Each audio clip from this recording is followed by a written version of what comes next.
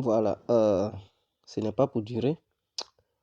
Bonsoir à tous et à toutes. Pour tous ceux qui ne me connaissent pas, je suis l'incontournable qui a compris tout terrain.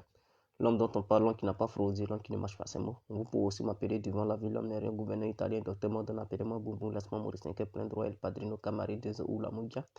Alors, ce direct, on le fait rapidement pour alerter les Africains, partagez-le massivement pour que les gens puissent prendre conscience et savoir ce qui se déroule en ce moment et ce qui se prépare.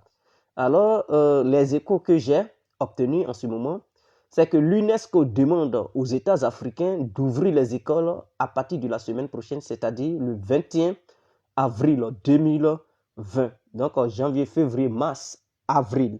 Donc, ce mois d'avril, le 21, les écoles seront ouvertes à nouveau. Donc, pour éviter un crime contre l'humanité, pour éviter un génocide notoire sur le territoire africain, il faudrait que tous les Africains refusent que leur gouvernement ouvre les établissements.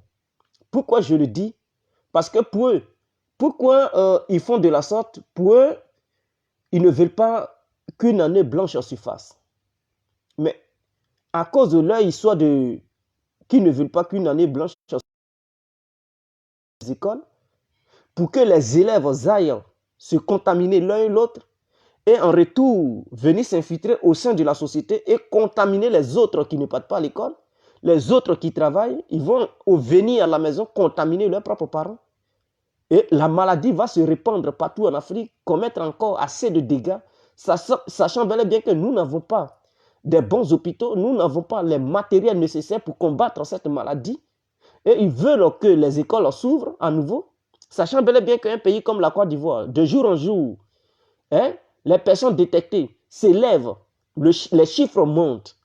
Mais on n'a même pas encore trouvé le remède de cette fameuse maladie et ils veulent que les écoles s'ouvrent à nouveau. Mais qu'est-ce qu'ils nous préparent? Ils disent donc, ils vont prendre des décisions ou bien ils vont mettre un système sur pied pour ne pas que les gens s'infectent. Depuis quand l'élève peut respecter le truc? D'ailleurs, le problème c'est que la société africaine est indisciplinée. Les gens ils ne respectent même pas le couvre-feu qui est décrété dans certains pays africains.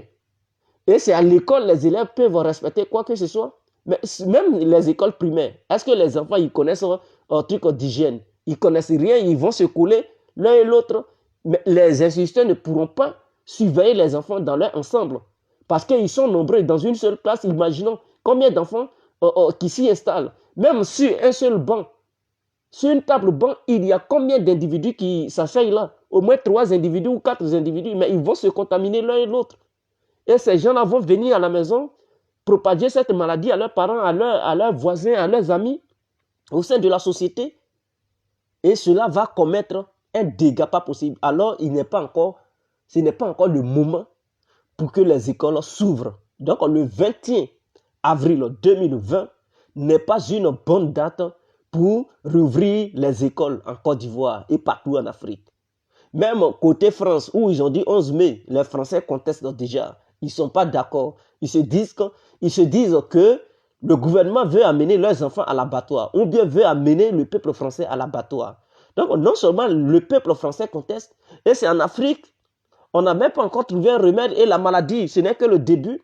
Ils veulent ouvrir les écoles pour créer une psychose pas possible, pour faire propager encore cette maladie dans les villages, dans les régions, dans les grandes villes. Non, je suis contre. Et j'aimerais que les Africains se rejoignent à moi pour dénoncer cela et dire à nos différents gouvernements de mettre fin à ça et ne pas rentrer dans ce petit jeu que l'UNESCO est en train de mettre sur pied dans le but de créer vraiment plusieurs personnes infectées parce qu'ils veulent faire propager la maladie au sein des différentes sociétés africaines. Sur ce, on se laisse. C'était l'incontournable Guerrier compris. Vive la Côte d'Ivoire, vive l'Afrique tout entière et vive les Noirs dans leur ensemble. Ciao.